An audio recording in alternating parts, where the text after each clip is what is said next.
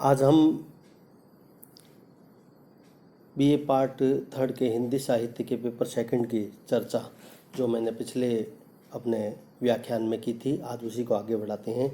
पिछले व्याख्यान में साहित्यिक निबंध के अंतर्गत मैंने आपको प्रगतिवाद पर पूरा विश्लेषण किया था। कोर्स में आपके साहित्यिक निबंध में जो 5-6 विषय आएंगे निबंध में, उसमें से आपको एक करना होगा। इसी क्रम में आज हम दूसरे निबंध की शुरुआत कर रहे हैं और वह है छायावाद। यह निबंध आपके प्रश्न पत्र में 2-3 तरह से आ सकता है।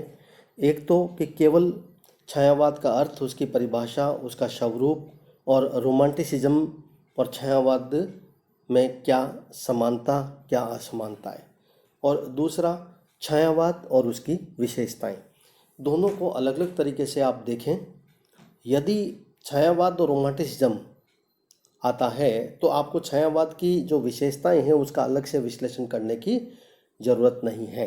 हम केवल छायावाद के अर्थ और उसके स्वरूप और उसके स्वच्छंदतावादी काव्य का छायावाद पर क्या प्रभाव पड़ा या अंग्रेजी रोमांटिसिज्म का छायावाद पर क्या प्रभाव है, उसका विश्लेषण किया जाएगा। संक्षेप में हम सबसे पहले आज छायावाद के अर्थ, उसके स्वरूप और रोमांटिसिज्म काव्य से उसकी समानता पर चर्चा करेंगे। हिंदी कविता के क्षेत्र में पहले महायुद्ध के आसपास एक विशेष काव्यधारा का विकास हुआ जिसे छायावाद की संज्ञा से पुकारा जाता है। सामान्यतः यह नाम कैसे पड़ा, इस संबंध में एक बड़ा आश्चर्यजनक तथ्य है कि सर्वप्रथम मुकुटधर पांडे ने इस कविता के व्यंग्यात्मक रूप में, अर्थात इस कविता को वे पसंद न करें, इस रूप में, व्यंग्यात्मक रूप में उन्होंने कहा था कि छायावादी काव्य की अस्पष्टता के संदर्भ में उन्होंने कहा कि यह कविता नहीं, यह तो कविता की छाया है। बाद में यही नाम कवि ले पड़े और छायावादी काव्य हिंदी साहित्य में बहुत प्रसिद्ध हो गया। जहाँ तक छाया और वाद का संबंध है तो वैसे तो इस काव्य के स्वरूप और उसके लक्षण की हम देखें तो इसका कोई मेल ही नहीं खाता है। आचार्य रामचंद्र शुक्ल का यह कहना था कि बंगाल में जो आध्यात्मिक प्रतीकवादी रचनाएं हैं उसी को हम हिंदी में छायावादी रचनाएं कह सकते हैं। अतः आचार्य हजारी प्रसाद द्विवेदी ने इस धारणा का खंडन करते हुए कहा कि बंगला में छायावाद नाम कभी चला ही नहीं। हिंदी की कुछ पत्र पत्रिकाओं, शारदा और सरस्वती आदि में छायावादी शीर्षक से लेख प्रकाशित हुए थे और इसी आधार पर मुकुटधर पांडे ने इसका सर्वप्रथम इस नाम का आविष्कार किया था।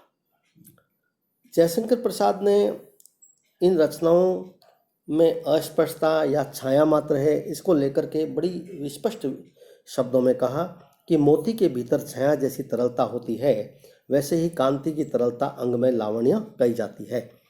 छाया भारतीय दृष्टि में अनुभूति की भंगिमा पर निर्भर करती है। ध्वन्यात्मकता, लाक्षणिकता, सौंदर्य, प्रतीक विधान, उपचार वक्रता के साथ स्वानुभूति, यही छाया हमारी विशेषताएं हैं और यही आगे चलकर छायावाद की मूलभूत विशेषताएं बनी। महादेवी वर्मा ने भी इसी तथ्य को स्वीकार किया कि सृष्टि के बाहरी आकार पर इतना लिखा जा चुका है कि मनुष्य का हृदय अभिव्यक्ति के लिए अब रो उठा, और इसी स्वच्छंद छंद में चित्रित मानव अनुभूतियों का जो चित्रण हुआ, जिसका नाम छाया दिया गया था, वह उपयुक्त है और वह मुझे आज भी उपयुक्त लगता है। तो कुल मिलाकर जो छायावाद नाम एक व्यंग्यात्मक अर्थ में दिया था, इन सब कवियों के द्वारा पूरी तरह से पसंद किया गया। प्रसाद जिन गुणों का व्याख्यान कर रहे हैं उसके आधार पर तो वैसे तो इस कविता का नाम प्रकाश, चमक या कांति होना चाहिए था, किंतु यदि इस कविता की अनुभूति और भावुकता को दृष्टिकोण से देखें तो छायावाद नाम ठीक दिखाई पड़ता है। जहाँ तक छायावादी काव्य की परिभाषा का संबंध है कि छायावाद से क्या तात्पर्य है, तो इस संबंध में यह बात बहुत धनी कहा जा सकता है। बहुत से विद्वानों ने इसकी अपने अपने तरीकों से व्याख्या की है। हम बहुत संक्षेप में बहुत प्रसिद्ध विद्वानों की इन व्याख्याओं की चर्चा कर रही हैं। आचार्य रामचंद्र शुक्ल ने छायावाद का स्पष्टीकरण करते हुए लिखा कि छायावाद शब्द का प्रयोग दो अर्थों में समझना चाहिए। एक तो रहस्यवाद के अर्थ में, जहां इसका संबंध काव्य वस्तु से है, जहां कवि अनंत और अज्ञात प्रीतम को आलंबन बनाकर और अत्यंत चित्रात्मक भाषा में प्रेम की अभिव्यंजना करता है। छायावाद शब्द का प्रयोग दूसरे अर्थों में उन्होंने काव्य शैली या पद्धति विशेष के व्यापक अर्थ में किया। डॉक्टर रामकुमार वर्मा ने शुक्ल जी की ही भांति छायावाद को रहस्यवाद का अभिन्न रूप स्वीकार करते हुए लिखा कि परमात्मा की छाया आत्मा में पड़ने लगती है और आत्मा की छाया परमात्मा में, तो यही छायावाद है। श्री रामकृष्ण शुक्ल और शांति प्रिय द्विवेदी ने छायावाद और रहस्यवाद को अभिन्न नहीं माना है, किंतु दोनों में चचेरे भाइयों का संबंध अवश्य स्वीकार किया है। रामकृष्ण जी के शब्दों में छायावाद प्रकृति में मानव जीवन का प्रतिबिंब देखता है और रहस्यवाद समस्त सृष्टि में ईश्वर का।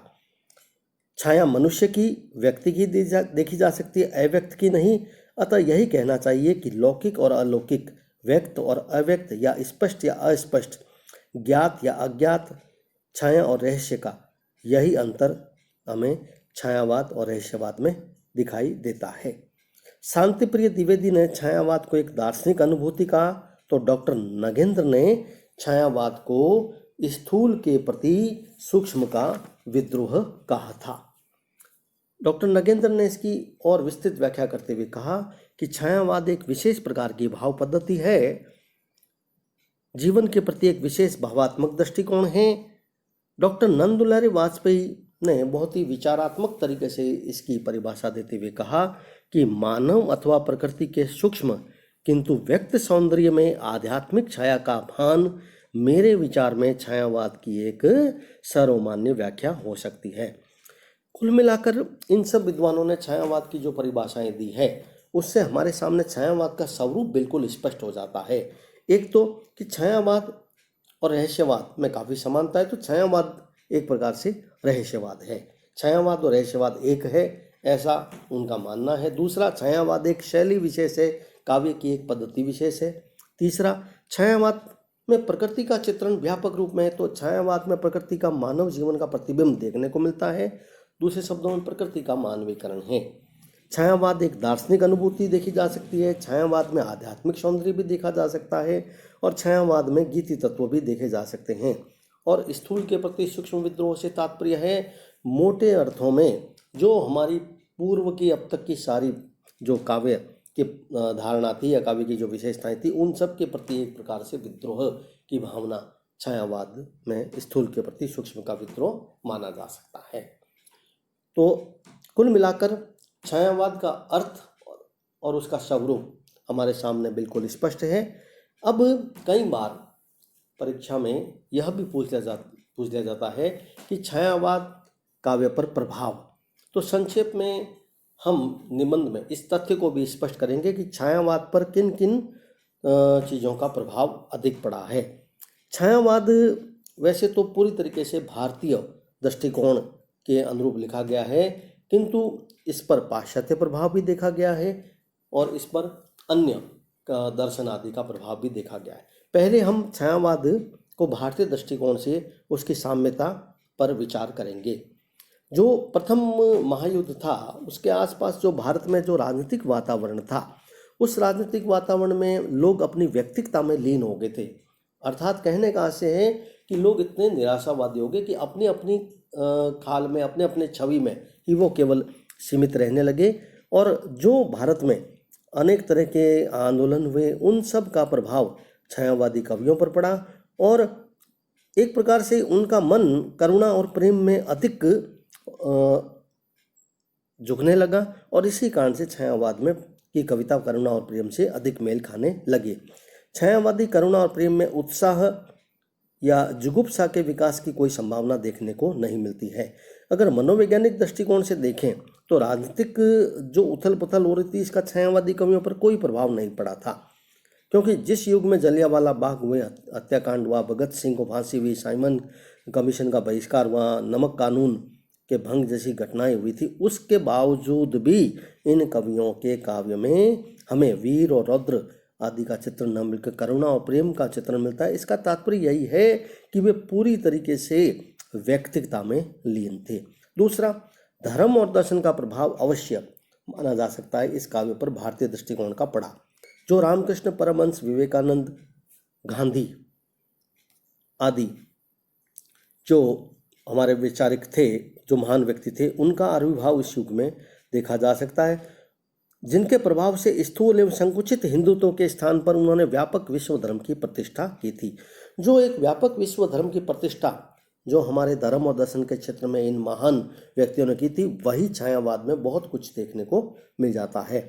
ये छायावादी कवि भी मानवता के उपासक के रूप में, विश्व शांति की स्थापना के रूप में और विश्व कल्याण का संदेश देने के रूप में हमारे सामने नजर आते हैं।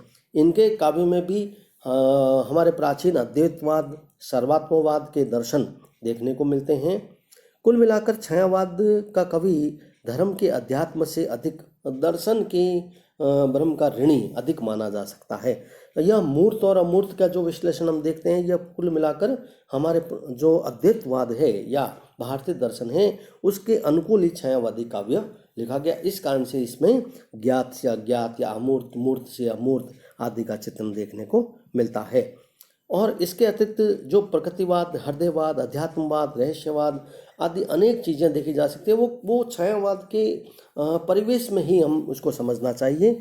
छायावादी कई विद्वानों ने तो इसको छायावाद नाम ना दे करके इसको हृदयवाद, रहस्यवाद, प्रकृतिवाद और अध्यात्मवाद कई अन्य नामों से भी पुकारा, लेकिन वो नाम ठीक नहीं, उचित नहीं जान पड़े। कुल मिलाकर छायावाद ही अधिक है। हाँ, यह अवश्य है कि जितनी अन्य विशेषताएं मैंने आपको बताई वो सारी की सारी छायावाद में देखने को मिलती है। अब एक अन्य जो बहुत महत्वपूर्ण तथ्य हमारे सामने उपस्थित होता हुआ यह कि छायावाद पर बहुत से विद्वान इस बात को मानते हैं कि यह पूरी तरीके से पाश्चात्य सभ्यता और संस्कृति से प्रेरित काव्य है। इसका कारण एक तो सबसे पहले हमारे समझना चाहिए कि जितने भी छायावादी कवि हैं, जैसे विशेष रूप से पंत आदि, प्रसाद आदि, निराला, तो इन सब ने जो जितने भी अंग्रेजी कवि हैं, जैसे वर्ड्सवर्थ, कीट, बायरन, काउपर, शैली, इन सब के काव्य का गहन अध्ययन किया। तो जो रोमांटिसिज्म काव्य चल रहा था विशेष रूप से इंग्लैंड में, यूरोप में, तो उसका पूरा प्रभाव छायावादी काव्य पर देखने को मिलता है। इस कारण से कई विद्वान इसको छायावादी काव्य को रोमांटिसिज्म का ही हिंदी संस्करण तक कह देते हैं, और उन आलोचकों में डॉक्टर नगेंद्र तक हैं। लेकिन हालांकि आगे चलकर उन्होंने अपनी बात, अपने मत को बदल दिया था, किंतु एक बार तो उन्होंने इस बात को कह दिया था कि कुल मिलाकर छायावाद रोमांटिसिज्म का ही हिंदी संस्करण है। अब हम सबसे पहले इस बात को देखें कि पाश्चात्य साहित्य ने हमारे छायावादी काव्य को कैसे प्रभावित किया। रोमांटिसिज्म का जो परिवर्तन है अंग्रेजी में वर्ड्सवर्थ और कॉलरिज के काव्य संग्रह लिरिकन बैलेड्स जो 1798 में प्रकाशित हुआ था, उससे माना जाता है। वर्ड्सवर्थ, शैली, कीट्स, बायरन, काउपर आदि की काव्य की जितनी भी विशेषताएं हैं, जो काव्य पद्धति, स्वच्छ व्यक्तिगत प्रेम मूलक दृष्टिकोण, व्यापक मानवतावाद और सूक्ष्म गुण, सुंदर मधुर गीतियाँ, व्यक्तिगत अनुभव, कोमल मधुर जो उनका अति व्यक्तित्ववाद से संपन्न जो चित्रण है, वो सारा का सारा हम हिंदी के छायावादी काव्य में देखा जा सकता है। वह अलग रूप में जरूर है, जैसे हमारे यहाँ पर वह प्राचीन रूढ़ियों के प्रति विद्रोह के रूप में है, व्यापक मानवतावाद के रूप में, रहस्यात्मकता के रूप में, सौंदर्य के सूक्ष्म गुणों के रूप में है, प्रेम की अभिव्यंजना के रूप में है, प्रकृति में चेतना का आरोपण के रूप में या गीति शैली के रूप में है, लेकिन वो पूरा का पूरा अंग्रेजी के स्वच्छंदतावाद से प्रभावित अवश्य है। इसलिए यह जो रोमानी काव्य का आधार है इसका छायावाद का, वह पूरी तरीके से रोमांटिसिज्म से उधार लिया हुआ भी कह दिया जाता है। किंतु इस बात से को हमें अच्छी तरीके से समझ लेना चाहिए कि इन दोनों के देश काल की परिस्थितियों में बहुत गहरा अंतर माना जा सकता है, और यह गहरा अंतर इतना अधिक है कि उसके आधार पर हम पूरी तरीके से रोमांटिसिज्म से प्रेरित छायावाद को नहीं मान सकते हैं। रोमानी काव्य का जो आधार है वह अपेक्षाकृत अधिक सूक्ष्म माना जा सकता है और छायावाद के पीछे असफल सत्याग्रह तक भी लोग मान लेते हैं। रोमांटिक काव्य के पीछे फ्रांस का जो सफल विद्रोह है, कई बार विद्वान उसे छायावाद, भारत में जो एक सत्याग्रह आंदोलन चला था वो पूरी तरीके से असफल हुआ, तो फ्रांस की क्रांति से इसका वो संबंध जोड़ देते हैं। अन्य कई आधार भी इसमें वे देने की कोशिश करते हैं विद्वान। वहाँ के जो रोमानी काव्य का आधार है वह निश्चित और ठोस रूप में दिखाई देता है। उस रूप में हमारे यहाँ पर जो अंतर्मुखी और वायवीय चित्रण है उससे उसको जोड़ दिया जाता है।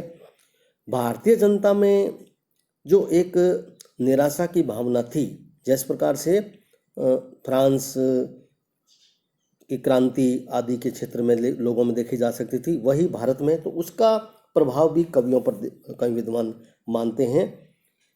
हम कहने का आशय यह है कि छायावाद और रोमांटिसिज्म पर काफ़ी हद तक यह प्रभाव विद्वान स्वीकार करते हैं। उनकी अनैतिकता, सुधारवाद, शास्त्रीय रूढ़ियों का बोलबाला, ये सारे के सारे चित्रण जो काफ़ी मिलते जुलते छायावाद में वो इसका साबित करते हैं।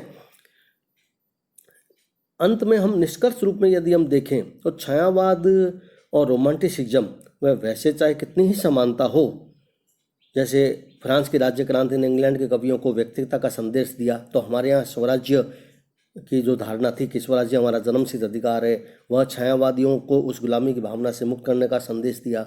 रोमांटिक युग के कवि युवक थे, वो सौंदर्य और प्रेम की उन्मुक्त लालसा में जी रहे थे और उन्होंने धार्मिक मान्यताओं पर थोड़ी बहुत चोट भी पहुंचाई थी। भारत में भी छायावादी कवियों ने युवकों में सौंदर्य और प्रेम की एक उन्मुक्त लालसा जगाई। जिस प्रकार रोमांटिक कवियों ने दैनिक जीवन की असंगतियों, विषमताओं जो थी या एक निराशा, जो कटुता, कुंठा थी, उनसे त्राण पाने के लिए उन्होंने प्रकृति का सहारा लिया, अध्यात्म में गए हुए, तो भारत में भी इस प्रकार छायावादी कवियों ने इसी असंगतियों और विषमताओं से छुटकारा पाने के लिए उन्होंने प्रकृति की शरण ली। तो इन सब आधारों के बावजूद भी हम यह कह सकते हैं, उसके बावजूद भी, कि मूल आधार की दृष्टि से चाहे दोनों में कितनी गहरी समानता हम बता दें, किंतु रोमांटिसिज्म और छायावाद को एक हम स्वीकार कर ही नहीं सकते। यह पूरी तरीके से भारतीय धार्मिक, राजनीतिक, सामाजिक और आर्थिक, सांस्कृतिक के परिप्रेक्ष्य में लिखा गया काव्य है। दूसरी तरफ इंग्लैंड का अपनी परिस्थितियों के परिप्रेक्ष्य में लिखा गया काव्य है, इंग्लैंड के कवियों के द्वारा। डॉक्टर गणपति चंद्र गुप्त ने अपने एक पंक्ति में इस बात को पूरी तरीके से यह स्पष्ट कर दिया कि यह काव्य दोनों सर्वथा एक नहीं है। इंग्लैंड के एक जन्मजात क्रिश्चियन में और एक भारतीय ईसाई में जितना अंतर है, उससे कहीं ज़्यादा अंतर रोमांटिसिज्म और छायावाद में है। अब अगली कड़ी के रूप में हम निबंध के दूसरा भाग जो आपके प्रश्न पत्र में आएगा, तो यह प्रश्न पत्र जैसे मैंने स्पष्ट कर दिया कि साहित्यिक निबंध में, इसमें यह छायावाद जो टॉपिक है यह दो रूपों में है। एक छायावाद का आशय, अर्थ, उसका स्वरूप और रोमांटिसिज्म का छायावाद पर प्रभाव, और दूसरा है छायावाद का प्रवर्तन, उसके कवि और उसकी विशेषताएं। यदि आपसे परीक्षा में पूछते हैं कि छायावादी काव्य की विशेषताएं, तो आप रोमांटिसिज्म का जो वर्णन अब तक आपने इस व्याख्यान में सुना है, उसको बहुत सीमित मात्रा में केवल 3-4 पंक्तियों में आपको उसको ख़त्म करना होगा आपको, और केवल छायावादी काव्य का प्रवर्तन और उसकी विशेषताएं बतानी होगी। और यदि वह रोमांटिसिज्म से प्रभाव या उसकी साम्यता पूछते हैं, तो वह पूरा व्याख्यान जो आपको बताया गया पूरा आपको इसमें लिखना होगा। अगली कड़ी में अब हम छायावाद का प्रवर्तन, उसके प्रमुख कवि और उस काव्य की जो प्रमुख विशेषताएं हैं